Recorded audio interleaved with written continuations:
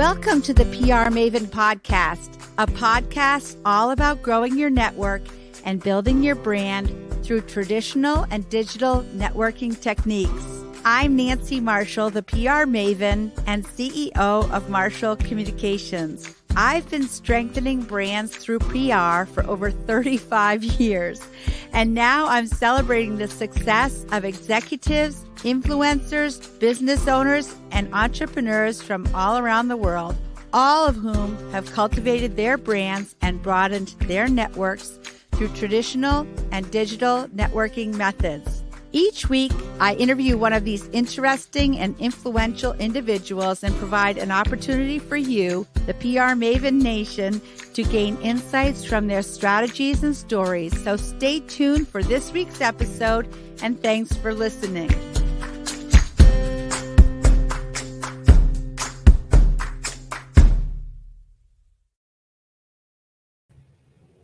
Welcome to the PR Maven Podcast. This is episode 168, presented by Marshall Communications, creator of the Marshall Plan 65-Step Strategic Process. For those of you new to the show, I'm your host, Nancy Marshall, the PR Maven and CEO of Marshall Communications. Welcome.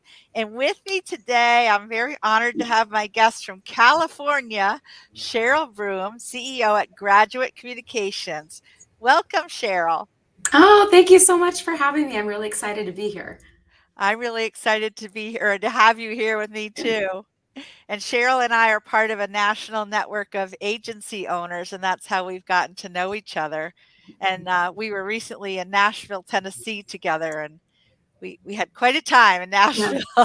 My feet are still sore from all the dancing. I think I've retired my cowboy boots after that trip. No, that's not possible. You're not doing that. I'm not going to let you. So Cheryl Broom is a national community college leader with a passion for student success and a deep commitment to serving her clients with integrity and passion. For 20 years, Cheryl has worked for and served community colleges across the nation on projects ranging from bond passages to complex marketing campaigns. A former television news reporter, Cheryl brings her knack for storytelling to everyday projects as well as to her presentations. An accomplished public speaker, Cheryl has spoken for Google at their Menlo Park headquarters, has keynoted higher education conferences across the nation, and today is a regular Zoom presenter and moderator. You'll also catch her teaching Communications 101, the dreaded public speaking class, at community colleges across San Diego. So, Cheryl, tell us about your career and how you got into it in the first place. Oh, wow. I've had an amazing career. I've been really lucky to have done so many great things in the communication field. And when I was in college, I wanted to be an attorney, but then I volunteered at the radio station and fell in love with broadcast journalism. So my parents said, if you go on to law school, we'll pay for it. And I said, no, I want to go be a journalist. So looking back, I don't know if that was the smartest decision. My paycheck out of college was very, very small, but I did join an ABC affiliate and was a reporter for about 5 years. And then I moved into PR and worked in county government doing public information services, and then moved into higher education, where I was a marketing director for a really large college here in San Diego before venturing out into the agency world and serving clients now across the country. Well, that's really great because you have found a niche that's really strong and has positioned you as a national expert. Yeah, it's great. I love higher education. I'm super passionate about community colleges.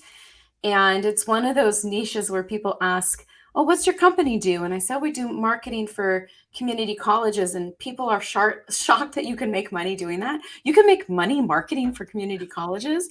But yes, you can, because they need so much help. They're understaffed. Enrollment is down. There's constant projects and challenges that make it really interesting.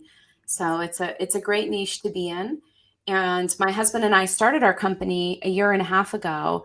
And because we are niched, and because we know our audience so well, we've grown tremendously, and we have more than 20 clients right now in 5 different states, and are doing some really amazing work. Well, that's really great. Yeah. And they say that the riches are in the niches. Oh, I love it. Have you heard that before? No, and I think that is so true, because like community colleges, for example, they're very complex. The college I worked at had 21,000 students. We had several thousand faculty members and staff members and committees and locations and type of classes. And once you understand somebody's business and how it operates, then you become an expert in the field, and they want to work with you because they don't have to take 6 months teaching you how they operate and why things are the way they are. So I think having a niche and a focus is so important, and allows you to really grow in expertise and serve people well when you do projects with them.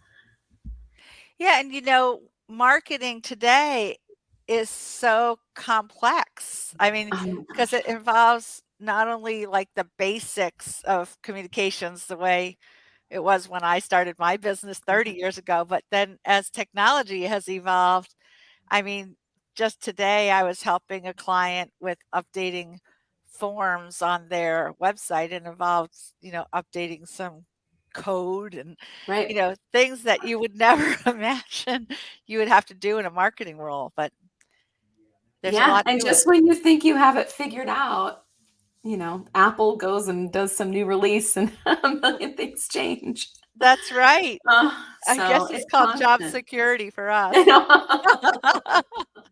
Yeah, I mean, you have to know in marketing and in PR the basics of that field, and then knowing your niche and being able to apply those to the niche is kind of the sweet spot. So I think that's, Right. yeah. So who are your clients, and how does your agency work with your clients? Oh wow. So we have mostly community college clients. We do work with a couple of higher education institutions that aren't community colleges. So we have a university we work with, and a public university, but most are community colleges. And we do all sorts of things. Like this morning, I was on a big call with one college that offers free training for their community. So they do adult high school diploma, parenting classes, and they mail out this class schedule to 350,000 households. And what's happened over the years is the schedule's grown and grown and grown. And now it's 84 pages, and it's got like a million words in it, and it's dense, and it costs a lot of money. And they're so in the weeds that they can't take a step back and pare it down. So my company is coming in and talking to students and faculty and reworking the entire document. So it's a marketing document. So we do fun things like that. Then we work with faculty to map their programs out. Like, what's a student journey look like to become, a flight attendant? What classes do you need to take? And do you have to have an externship? And what does that look like? And then we also do straight up marketing, like enrollment's down right now, especially at community colleges. I talked to one college yesterday, they're down 21%. And that comes out of the budget. Like if you don't have students paying tuition, you have empty classrooms, and then faculty have to be let go, and nobody wants that. So we help them try to recruit new students too. So lots of different departments we work with and projects we do, and all of them are a little bit different and really challenging and fun. Yeah, and I can tell that you really understand the business Yeah. of community colleges, and that you really listen well to their challenges, and I'm sure they feel really like they're in good hands with you, that you're taking Yeah. care of them. It was funny this morning. We had a recommendation in the class schedule, this project that we're working on, and we wanted to take some information out, and I knew it was going to be a problem. Like I already knew that my recommendation was going to be a difficult conversation. And everybody's so sweet in education. They're like apologizing for disagreeing with me. They're like, "We're so sorry." Like it's okay it's okay. You can disagree. So anyway, we ended up finding a good kind of way around the issue, but But people are really kind. It's a good field to work in. I will say the one thing we don't do are websites, because we'll do small websites, but college websites, like diving into the snake pit. So we're like, one thing we will not touch are college websites, because they're so complicated and difficult. So if you're looking for, Yeah. if you're college out there looking for website help, go somewhere else. Oh, So enrollment is down, as you mentioned. mhm. And what role does marketing have in bringing students back to colleges and universities? Yeah, I mean that's a great question, because in years past, when we have a recession, for example, when we had a recession in the early 2010s, enrollment at colleges skyrocketed, right? Because people lost their jobs and they had nothing to do, so they went back to college. So at that point, marketing really wasn't a priority. So a lot of colleges disinvested in marketing. They took marketing budget away, or they just kind of did some brands marketing, like mailing things out. And then when the pandemic hit, a lot of colleges were like, oh, maybe this will happen again. Enrollment kind of flattened out in between like 2015 and 2020. And people were like, oh, maybe we'll get another boost. Well, that didn't happen. I think the pandemic taught people a lot of lessons. I mean, for me personally, I was working somewhere that I wasn't happy, and I decided to bolt and go start my own company, right? And people are doing that left and right. It's the great resignation, and that goes for college too. I mean, people are saying now, like, I don't want to spend 3.5, 4 years at a community college. I don't want to spend $80,000 to get a 4-year degree. And so enrollments have plummeted everywhere. And now people are panicked and they're like, wow, we shouldn't have disinvested in marketing, because all that time we weren't telling our story on the value of going to college and why you want a degree and all the amazing careers out there, especially for community colleges. So many amazing things you can do that people don't even know are possibilities, but nobody's been talking about them. And now it's this mad rush. Oh my gosh, enrollment's down, classes start in 6 weeks. Can marketing do something? And in a lot of cases, it's too late. I mean, marketing needs to be ongoing. You need to constantly tell your story, right? Just like in PR, you got to always be telling your story. So right now, we're really doing like let's just spend as much money as we can and get the word out as fast as we can. But I'm encouraging my clients to step back and take a long look at, you know, enrollment ebbs and flows, and how are you going to be prepared for the next time you have a dramatic decrease. You have to be out there beating the drums and telling your story. Apple doesn't stop marketing, and we all have Apple Right. computers and phones, and yeah. So it's I've got to be, always thought of it's like the heartbeat, the yeah, marketing and PR and communications. It's like a heartbeat. You've got to just show that you're alive and you're doing well and you're doing things, and exactly. you can't stop and start. No, you can't, and you shouldn't, and but that's what people do in good times. They're like, oh, we're great. We always joke in higher education, like when enrollment's up, it's because the faculty are great, but when enrollment's down, it's because marketing sucks. So the poor marketing departments, they never get a break. They never catch a break. So Oh, that's funny. So before we were talking about how marketing has changed over the last 20 years. So what has not changed and what has? oh, yeah, so I just actually did a webinar this morning with a group called the Texas Association of Community College Marketers, and they wanted a presentation on all the changes in privacy regulations in digital marketing. And so I went through some of the changes that have happened to protect people's privacy. So I think that's one big change that we're seeing now and on the horizon is when digital marketing started, it's kind of the Wild West, and now we have cookies and we're tracked, and everything we do is tracked, and our behavior is tracked, and our locations are tracked, and who we are is tracked. And that's starting to go away because people don't want to be tracked. They don't want the government or Google following them or Facebook following them around. So that's changing.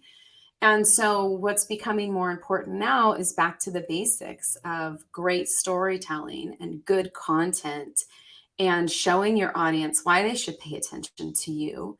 And it goes back to what marketers were doing 20 years ago, writing great stories featuring really good things that are happening at your institution, being creative with the type of marketing you're doing so people will pay attention to it.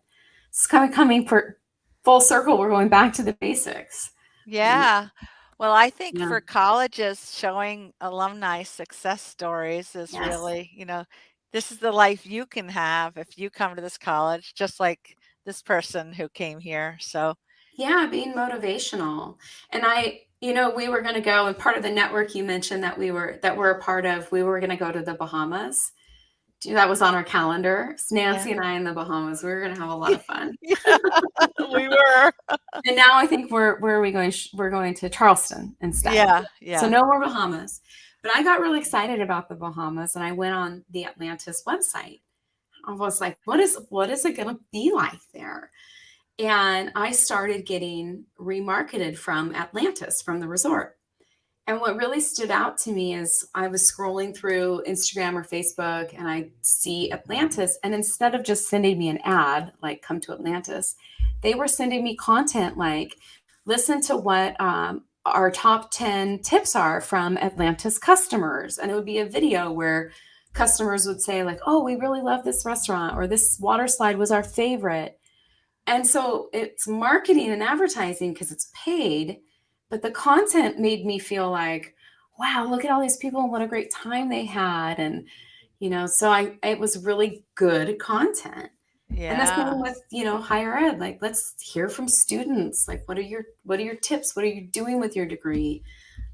Let's get motivated and inspired rather than just blanketed with ads. But as you mentioned, great content has to be on the foundation of a great strategy. And like you mentioned, you're encouraging your clients to step back a bit and take Yes. a look at their goals and strategies and Yeah, tactics. because it takes time. That content creation it takes time. Yeah, Anyone and could throw an cost. ad. I could make a Nancy Marshall PR Maven ad in 10 minutes on Canva. But it's not going to tell anybody any of the great work you've done.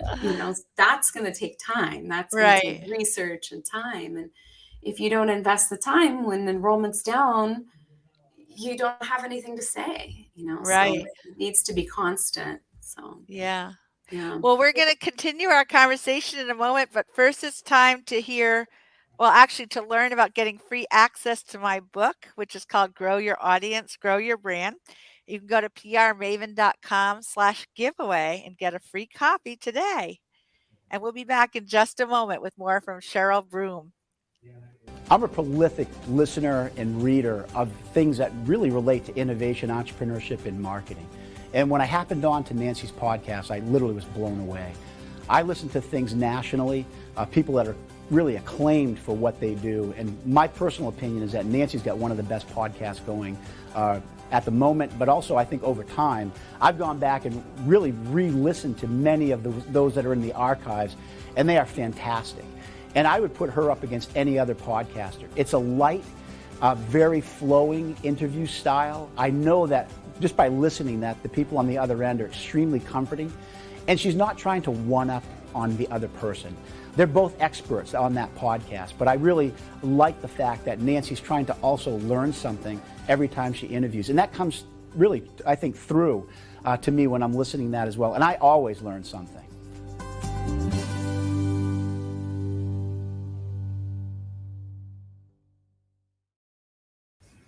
Well, that was Mike Duguay, who's actually from Thomas College, which is where I earned my Oh, master's degree. Yeah, so it and was nice. Nancy, that was such a good ad. That's exactly what we're just talking about. That was like, I was super interested in what he said, and it was great. Yeah, well, he's a big fan of Yeah. Marshall Communications, so I value him. And you must know what you're doing. I've been doing it a long time. I came out of the womb talking, of course. They I couldn't shut know. me up. You told me I was born to do this, and I you was. were. Yeah. Yeah. So, Cheryl, tell us about your efforts to include diversity, equity, and inclusion in your clients' marketing and communications efforts. Yeah, that's a big topic right now. And so, of course, there's the visual, right? When we do ads, we always want to make sure that we are diverse, that we're inclusive, not just of ethnicity, but age, of disabilities, of background. So visually, our ads have a nod to that. But I think it goes deeper than that. There's some colleges who specifically want to market to underserved populations. Community colleges want to mimic the service area that they're in. So if they're in, a part of Los Angeles that has a high Hispanic or African American population, they want their community college to reflect their community. And so they will develop campaigns to encourage certain populations to come to school, and we will work with colleges to do that. And one project I had last year that I loved was for a college out here in California that is a national leader with DEI efforts. They just do amazing things. They have this center where students can go for food, they can get professional clothing, they have a corrections to college program, they have housing for homeless students. They have tried to remove every barrier to higher education, but they couldn't talk about it. They were struggling with talking about what their commitment was. They couldn't put it into words. And so I felt really intimidated because here's this group of people with doctorate degrees that have worked, in student services for decades. They're experts in student services and diversity. And I'm not at all, but I'm a communications expert. So I worked with them on how to communicate their DEI and student service efforts. And we ended up taking all this information and building this beautiful website that talked about the college's commitment to education, its commitment to diversity. We made ads for African American, Latinx, and APITA students, Asian Pacific Islander and Desi Americans.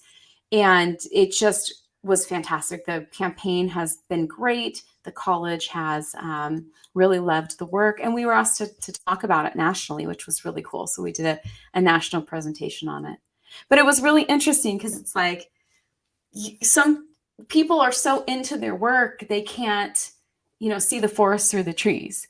Right. They need someone else to come in from the outside and say, wow, this is incredible. And this is how it all fits together. And this is how you can talk about it. So I loved that project. It was really rewarding to help them do that. Well, with imagery, whether you're working in tourism or education, people need to be able to look at a photo or video Yeah, and see themselves right, there, right. And so if you're a person of color and you're just looking at pictures of a lot of white people, it's like, I can't picture myself there. Yeah, But I do remember working with a college here in Maine, and it was totally a white student yeah, population, and we yeah. were trying to encourage diversity. So we didn't want to be, represent the college, you know, untruthfully. So that Right. was a challenge. Like, where, do you To just, balance that. yeah, do you Yeah. find the For one this, person of color and put them in all the brochures? it's like the same person everywhere. Yeah. Well, for this college, we made a hashtag, one campus for all. So their marketing has a hashtag that is kind of this commitment that we're one campus for everybody, that everybody's welcome. And then in each of the different publications to each target audience, they have, outreach people go in the community. So if they go into, to speak to like the Hispanic Chamber of Commerce, they bring with them now a publication that has a picture of Hispanic students with language around, like, here's the clubs that might be of interest to Latinx students. We have Puente, we have support for Dreamers. So it's beyond just photography. It's like, here's how we support you as a student. So like our African American material had information about articulation agreements that they have with historically Black colleges. So it's like, you can come here and we have transfer agreements for you to go to a historically Black college. So it's talking about all these things they've set up in a way that's really positive and welcoming to students of that background. So it's really cool. Well, Yeah. those are really helpful tips. Yeah. Yeah. So think about those connections, and and you have to be honest too. You can't. Yeah, right. Exactly. Yeah. I know. Honesty is part of building trust. And Yes. yeah. So why did you choose to work with the college and university market specifically? Well, that's my background. I told you I was worked in county government, so I actually worked for a sheriff's department. I covered this story as a reporter. It was during Y2K, and there was a man hiding out in the forest with a bunch of assault rifles, and he was running around naked. And what I've learned in law enforcement is when somebody's running around naked, like, there's something wrong. There's just something wrong. So Yeah. it actually ended up to be a terrible encounter. One of the lieutenants was training a new deputy, and they got in a shootout with this man, and they all killed each other. And it was the lieutenant's last day on the job. And the deputy had a pregnant wife at home and was, had only been a deputy for about 6 months. So because it had this Y2K angle with this guy hoarding weapons, and he'd written this manifesto, the whole nation became like interested in the story. And we were in a small town in Northern California, and CNN came out, MSNBC came out, like people were coming out to cover this story. And the sheriff in the town couldn't handle the media. He was completely overwhelmed. And I was a reporter. So I was covering it too. And through covering the story, I became close with the sheriff. And when it all died down, he said, I really would like to have a public information officer work with me in the sheriff's department. I think I can't handle the media, and, we need to build public trust in the sheriff's department. There wasn't a lot of trust in his office, and that he's an elected official. And I think that was part of it too. And he said, would you like to come to work for me? And I was like, I don't be a sheriff. Like, I'm not, it's like a reporter, like, I don't want to be a sheriff. So I said no. And then 6 months later, he came back and he was like, okay, well, how much money do you make as a reporter? And I told him I make $22,000 a year. That's what I make. And he goes, I will double your salary. And I think I was 25. Wow. And I was like, you got a deal. Oh, wow. So he did. He doubled my salary, and I went to work for the sheriff's department. And that job was incredible and also very depressing.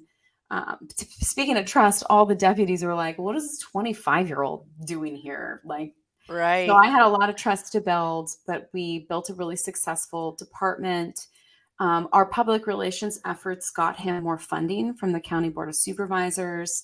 So it ended up being a great position. And they still have that position today, even after I left. So I wanted to move home. I moved back home to San Diego and got a job at a college.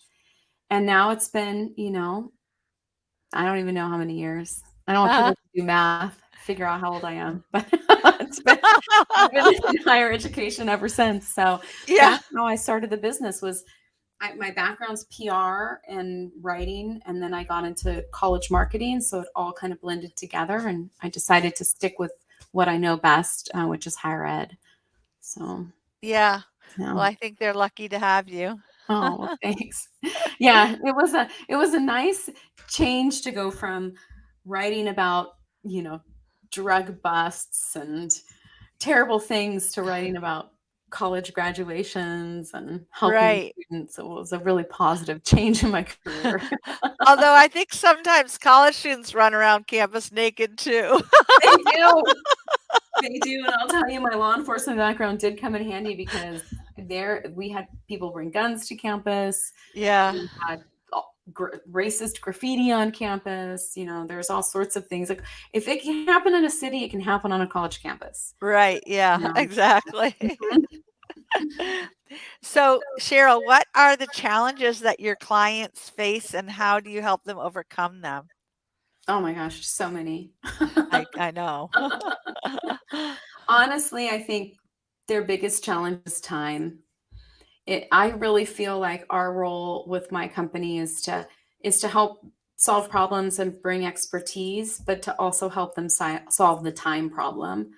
You know, they don't things that need to be done require a lot of thinking, a big team, and they don't have the time to accomplish that. So I think that's honestly their biggest challenge, and that's the role I always try to help them. You know, that I try to play to help them is to give them time. Of course, knowing what your life is like, I'm surprised you have the time. Oh my God, I don't have the time. I just had a client say to me, "Do you have capacity to do this?" And I said, "I guess I'll make some." Yeah.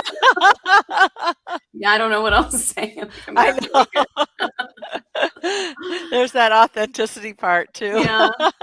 We I'm like, always make I know she capacity. doesn't want me to say no. Right. Say no to you. So I know. yeah.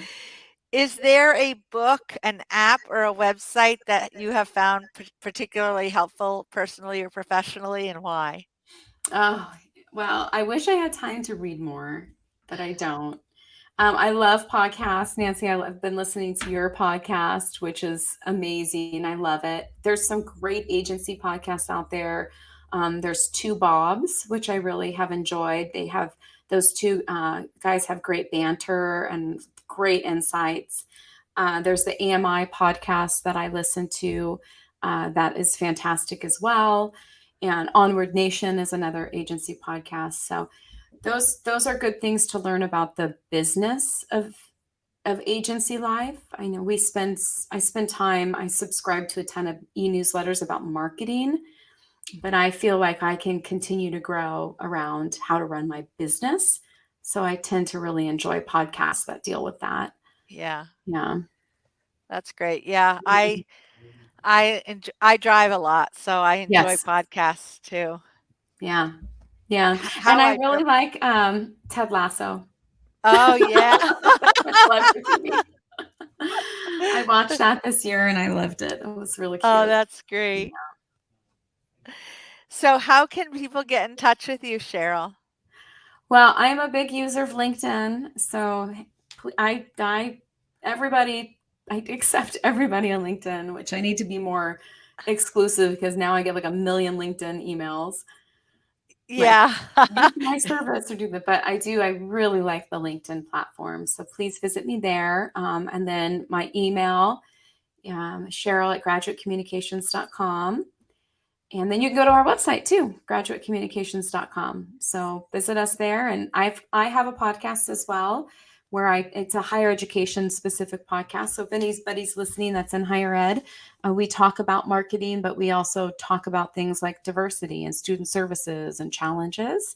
And we do a blog too. That blog is less about higher ed. It's more about marketing and PR and how to be creative. So some of our Yeah, and resources. I was a guest on your podcast, so we'll include a link to that in the show Yes. notes. You Yeah. were a fantastic guest. Oh, thank you. Well, You gave you've a been lot of good tips. Thank you. And I Well, have somebody write the description to my podcast. I don't write them myself. And he wrote, you'll have to go read it on the platform, in this lively discussion with Nancy Marshall. oh, that's awesome. And I'm like, yeah, Nancy's very lively. Yeah. It was a lively discussion. It was good. Thank you. Well, Cheryl, this has been a lively discussion also. So thank you. It's been so fun. Yes, it's great. It's always fun. And for those of you who are Nancy Marshall fans, Nancy plays a mean tambourine. I'm not sure everybody knows that, but yeah. And one day you'll be on the national speaking circuit with your tambourine. Yeah. I see it have right now now. performed my tambourine at Disney, in Chicago, and in Nashville, Tennessee. I don't usually bring it out in Maine, though, so maybe I'll have to start doing that. Well, you should. Yeah. New Year resolution is play your tambourine once in May. Well, Cheryl, thank you for joining me. I wish you were closer by so we could get together for a little après work drink, but we'll have to do that when we see each other in Charleston. For sure. Well, thank you so much for having me on. It's great to catch up with you. I appreciate it. Thank you.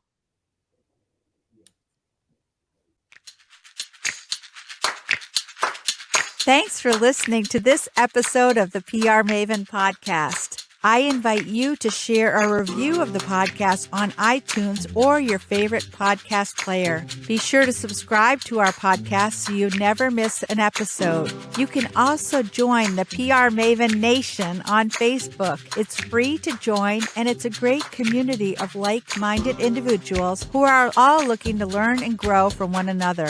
If you use an Alexa device, use your Alexa app to search the Skills and Games section to find and enable the PR Maven Podcast Flash Briefing. This will give you access to exclusive content and more PR and marketing advice. Thanks again for listening, and have a great rest of your week, PR Maven Nation.